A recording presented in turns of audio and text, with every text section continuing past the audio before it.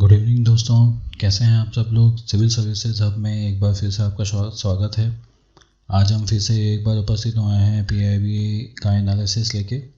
तो आइए शुरू करते हैं। दोस्तों देखिए कितनी अच्छी बात है इसमें यहाँ कही भी है, if it matters to you you will find a वे।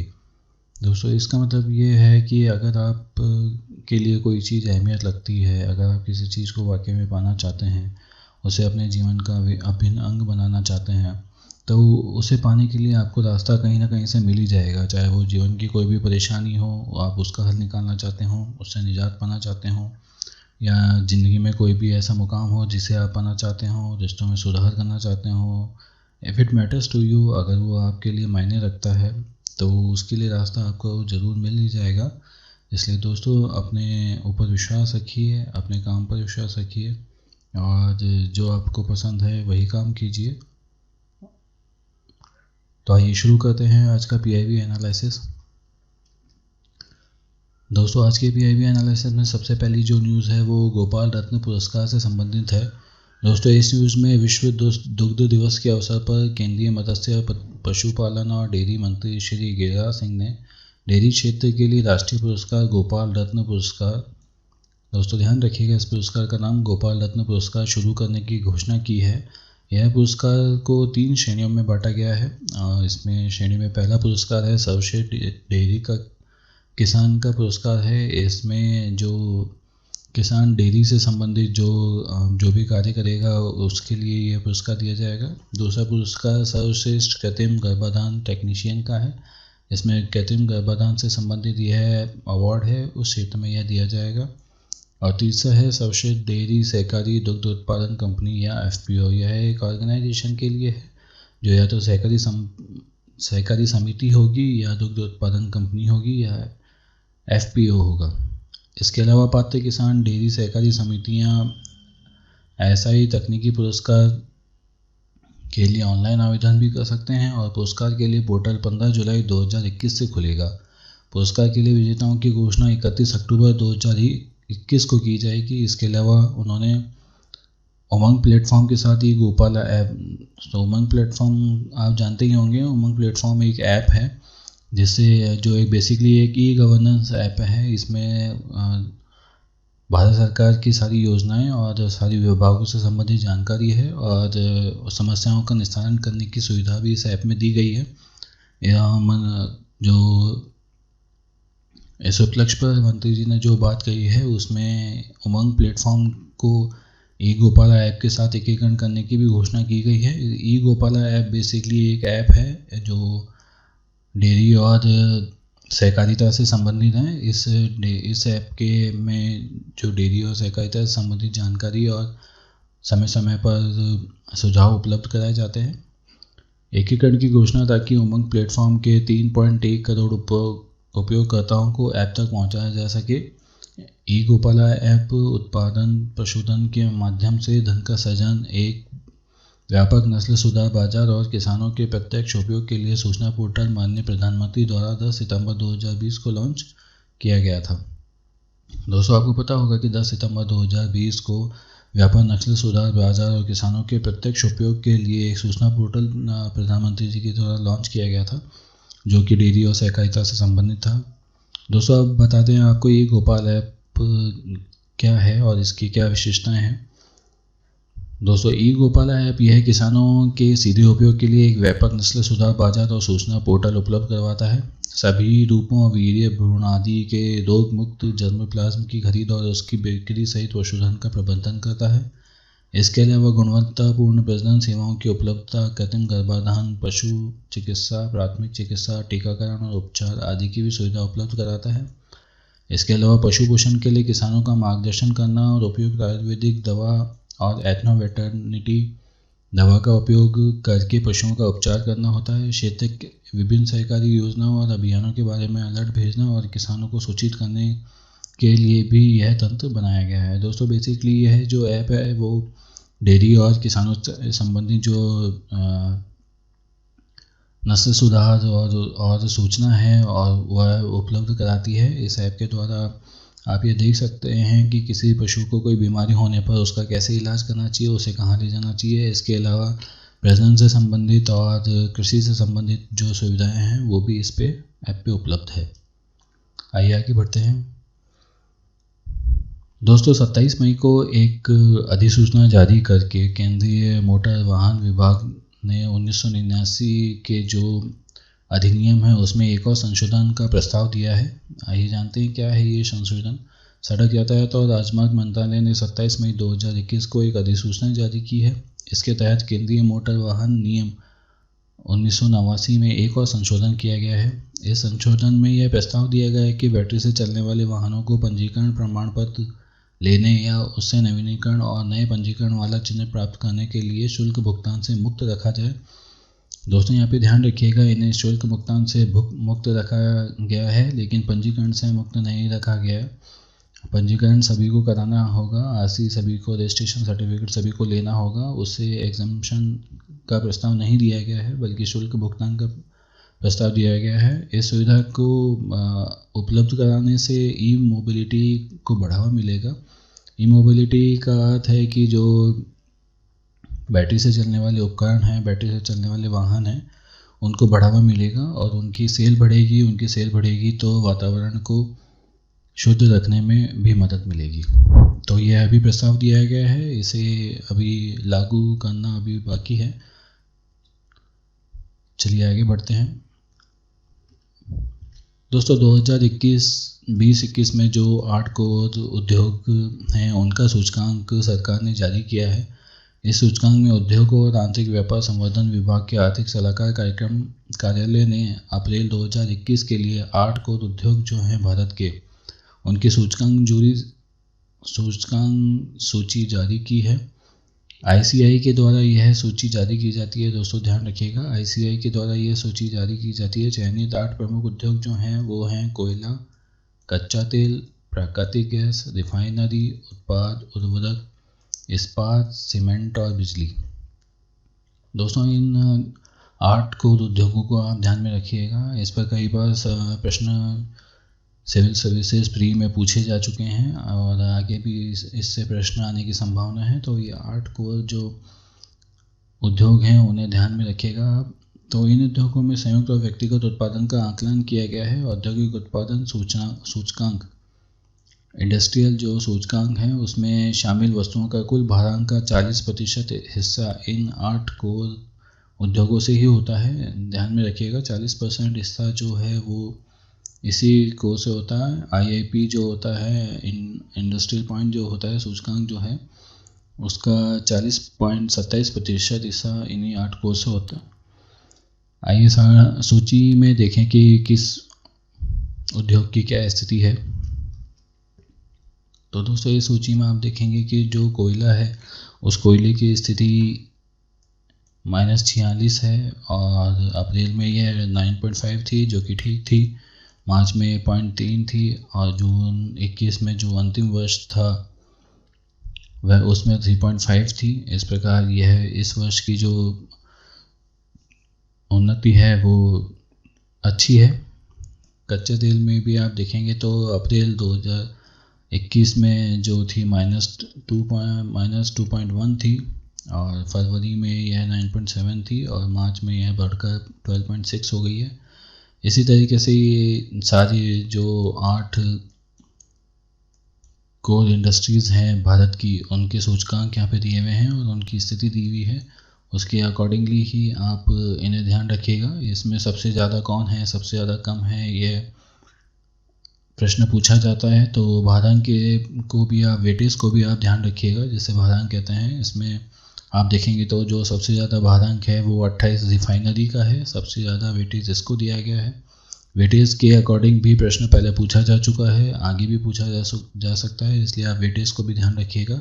सबसे पहला रिफाइनरी का है, फिर उसके बाद में 17% इस्पात का है, फिर बिजली का 19% है, फिर इस्पात का 17% है, फिर उसके बाद में 10% है, 10% कोयले का है, फिर उसके बाद 8% है, 6% है, 2% है, 5% है। इस प्रकार से यह जो सारणी है उसमें आप भारांक के सहित ध्यान रखिएगा और किस में कितनी गति हुई है और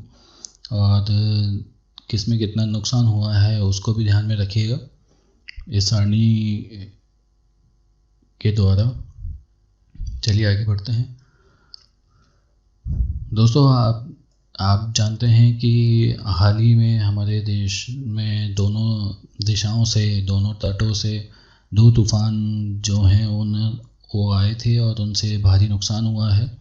तो इसलिए IMD जो डिपार्टमेंट है, इंडियन मेट्रोलॉजिकल डिपार्टमेंट है, जिसे हिंदी में भारतीय मौसम विज्ञान विभाग कहा जाता है, वह काफ़ी चर्चा में था। तो इससे संबंधित कुछ विशेष बातें हैं जो आपको ध्यान में रखनी चाहिए। तो दोस्तों, इसमें पहली बात है कि भारत सरकार के पृथ्वी विज्ञान मंत्रालय अर्थ साइंस मिनिस्ट्री के अंतर्गत यह काम करता है। यह डिपार्टमेंट मौसम विज्ञान प्रशिक्षण, मौसम पूर्वानुमान और भूकंप विज्ञान का भी कार्यभार संभालता है। ध्यान में रखिएगा दोस्तों, भूकंप विज्ञान का काम भी यह करते हैं, भूकंप पूर्वानुमान का और भूकंप विज्ञान का काम भी यह करते हैं। उससे कितनी क्षति होती है, क्या उसका आगे रहेगा स्टैंड, उसको भी यह डिपार्टमेंट ही देखता है। तो चूँकि इंडियन मेट्रोलॉजिकल डिपार्टमेंट मौसम विज्ञान इसका नाम दिया गया है, इसलिए भूकंप विज्ञान पे क्वेश्चन आ सकता है। अगला, मौसम विज्ञान विभाग का मुख्यालय नई दिल्ली में है। इस विभाग के द्वारा भारत से लेकर अंटार्कटिका भर में सैकड़ों स्टेशन चलाए जाते हैं। इसके अलावा मौसम विभाग की स्थापना सर्वप्रथम 1844 में पुणे में हुई थी। इसके पश्चात 1875 में इसका नाम बदलकर मौसम सर्वेक्षण अनुसंधान रखा गया था। इसके बाद मौसम विज्ञान विभाग का मुख्यालय 1905 में शिमला में हुआ करता था, फिर 1928 में पुणे में और अंततः इसे नई दिल्ली में स्थानांतरित किया गया था। भारतीय मौसम विज्ञान विभाग स्वतंत्रता के बाद 27 अप्रैल 1949 को विश्व मौसम विज्ञान संगठन का सदस्य बना था। दोस्तों, ये भी बहुत इंपॉर्टेंट है, इसे भी आप ध्यान रखिएगा कि IMD जो है वो वर्ल्ड मेट्रोलॉजिकल डिपार्टमेंट का सदस्य, विश्व मौसम विज्ञान संगठन का सदस्य कब बना था, तो यह डेट है 27 अप्रैल 1949। इसके अलावा भारत मौसम विज्ञान विभाग के उप महानिदेशकों द्वारा प्रबंधित कुल 6 क्षेत्रीय मौसम विज्ञान केंद्र आते हैं, जो चेन्नई, गुवाहाटी, कोलकाता, मुंबई, नागपुर, नई दिल्ली और हैदराबाद में है। नई दिल्ली में दोस्तों मुख्यालय भी है जहां महानिदेशक बैठते हैं और उप महानिदेशक का एक ऑफिस भी है, जो नई दिल्ली में दोनों ही ऑफिस हैं। इस प्रकार यह 6 क्षेत्रीय मौसम विभाग के केंद्र हैं: चेन्नई, गुवाहाटी, कोलकाता, मुंबई, नागपुर, नई दिल्ली और हैदराबाद। तो भारतीय मौसम विज्ञान विभाग से संबंधित यह कुछ आधारभूत जानकारी थी जिसे आपको ध्यान में रखना चाहिए। चलिए अब आगे बढ़ते हैं। दोस्तों, IIT रोपड़ जो कि पंजाब में है, उसने एक अभी हाल ही में एक डिवाइस बनाई है जिसे MBTAC डिवाइस के नाम से जाना जाता है। इस डिवाइस की खास बात यह है कि यह डिवाइस किसी भी चीज़ के साथ में जिसमें कोल्ड चेन का मेंटेनेंस रखना ज़रूरी हो या किसी भी चीज़ को जिसे ट्रांसपोर्ट किया जा रहा है उसमें तापमान स्थिर रखने की ज़रूरत हो, तो अगर इस डिवाइस को उसके साथ में रखा जाए तो यह डिवाइस उस तापमान को नोट करती रहती है कि उस जो भी वो चीज़ है उसके आसपास कितना तापमान था, और इसके द्वारा यह पता लगाया जा सकता है कि उस तापमान में वह चीज़ थी कि नहीं और अब वो अच्छी तरीके से काम करेगी या नहीं। इस प्रकार तापमान का अनुमान लगाकर इस बात को जाना जाता है। तो देखते हैं इस डिवाइस में क्या खास बात है। तो पंजाब में भारतीय प्रौद्योगिकी संस्थान रोपड़ IIT रोपड़ ने अपनी तरह की पहली अत्याधुनिक IoT डिवाइस MBTAC को विकसित किया है। यह डिवाइस खराब होने वाले उत्पादों, वैक्सीन और यहाँ तक कि शरीर के अंगों व रक्ती ढुलाई के दौरान उसके आसपास का रियल टाइम तापमान दर्ज करती है। जैसा कि दोस्तों हमने आपको बताया, यह रियल टाइम तापमान बताती है उस उत्पाद के आसपास का। इसके अलावा दर्ज किए गए इस तापमान से यह जानने में सहायता मिलती है कि दुनिया में कहीं भी भेजा गया कोई भी सामान तापमान के अंतर के कारण अभी तक उपयोग के योग्य है या खराब हो गया है। USB के आकार का यह डिवाइस एक बार रिचार्ज होकर 90 दिन के लिए किसी भी टाइम जोन में -40 से +80 डिग्री तक के वातावरण में निरंतर तापमान दर्ज करता है। दोस्तों देखिएगा, इसका रेंज भी बहुत बड़ा है, -40 से +80 तक का है, जो कहीं पे भी तापमान को निरंतर दर्ज करने में सक्षम है।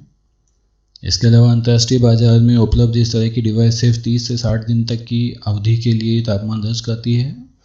दोस्तों उन्होंने बताया कि जब तापमान पूर्व निर्धारित सीमा के ऊपर जाता है तो यह एक अलर्ट भी जारी करता है। इसके अलावा दर्ज किए गए डाटा को किसी कंप्यूटर को USB से जोड़कर हासिल किया जा सकता है। डिवाइस को प्रौद्योगिकी नवाचार हब AWADH के द्वारा, जिसका अर्थ है कृषि एवं जल तकनीकी विकास हब, और उसके स्टार्टअप स्केच नेस्ट के तहत विकसित किया गया है।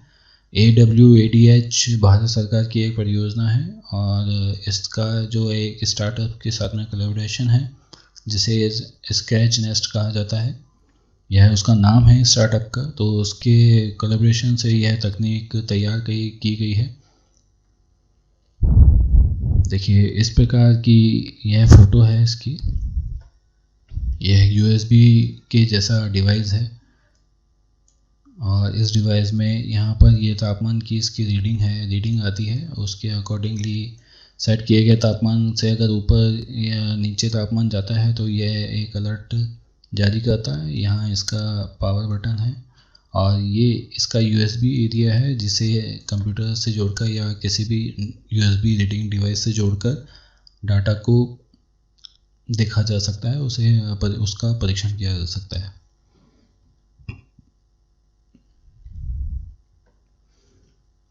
दोस्तों अब एक और नई उपकरण का आविष्कार किया गया है।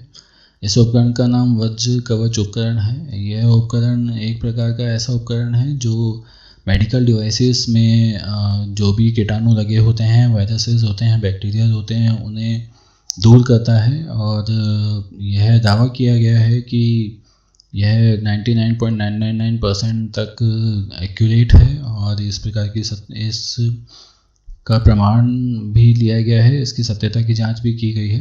तो आइए जानते हैं कि यह आखिर है क्या। वज्र कवच नाम से यह एक उत्पाद है जो हमारे कोरोना योद्धाओं द्वारा उपयोग में लाए जाने वाले उपकरणों के वायरल कणों के संकट को दूर करता है। इसका निर्माण मुंबई स्थित स्टार्टअप इंदिरा वाटर द्वारा विकसित किया गया है, जो एक पर्सनल प्रोटेक्शन इक्विपमेंट के रूप में इसे काम में लिया जाएगा। ये N95 मास्क, कोट, दस्ताने और मेडिकल में यूज़ आने वाले गाउन में पैदा होने वाली बीमारी कोविड-19 वायरस के किसी भी संभावित निशान को मिटा सकती है। इसके अलावा यह प्रणाली स्वास्थ्य कर्मियों द्वारा उपयोग में लाए जाने वाले PPE और अन्य सामग्रियों के दोबारा उपयोग को संभव बनाती है। इस प्रकार यह प्रणाली न केवल स्वास्थ्य कर्मियों को बल्कि जैव चिकित्सकीय अपशिष्ट के उत्पादन में कमी लाकर हमारे पर्यावरण को भी सुरक्षित करने में मदद करती है। दोस्तों बेसिकली यह एक मशीन के जैसा है। यह एक फ्रिज के आकार की मशीन है। इस मशीन में जो भी टेक्निक यूज़ की गई है उस टेक्निक का उपयोग करके इसमें इस प्रकार से ये हैंगर बने हुए हैं जिसमें आप अपने PPE किट, मास्क और अन्य जो डिवाइस हैं उन्हें रखने की भी सुविधा यहाँ पे प्रदान की गई है। यहाँ पे आप उन डिवाइस को रख सकते हैं। उन डिवाइस को रखकर आप इसे बंद करके, इसका कुछ पर्टिकुलर समय है, उस समय के लिए इसको बंद किया जाता है। उसके बाद यह रोगाणु मुक्त हो जाता है, वायरस से मुक्त हो जाता है, ऐसा कंपनी ने दावा किया है और यह प्रमाणित भी किया जा चुका है कि ऐसा वाकई में है। तो 99.99% तक यह सुरक्षित है यूज़ के लिए। तो देखिए इस प्रकार की यह मशीन है जो अब बाज़ार में भी उपलब्ध है और कई सरकारी अस्पतालों के द्वारा उपयोग में भी लाई जा रही है। तो दोस्तों आज के PIB एनालिसिस में सिर्फ इतना ही। आपको ये वीडियो कैसा लगा हमें कमेंट बॉक्स में ज़रूर बताइएगा, तथा आपके पास अगर हमारे लिए कोई सुझाव है तो भी हमें कमेंट बॉक्स में बताइएगा। और हमारे चैनल को प्लीज़ लाइक, शेयर और सब्सक्राइब ज़रूर कीजिएगा, तथा फेसबुक और ट्विटर, इंस्टाग्राम पे हमें फॉलो कीजिए। आज के लिए बस इतना ही। कल इसी समय फिर मुलाकात होगी। जय हिंद। Thanks for watching.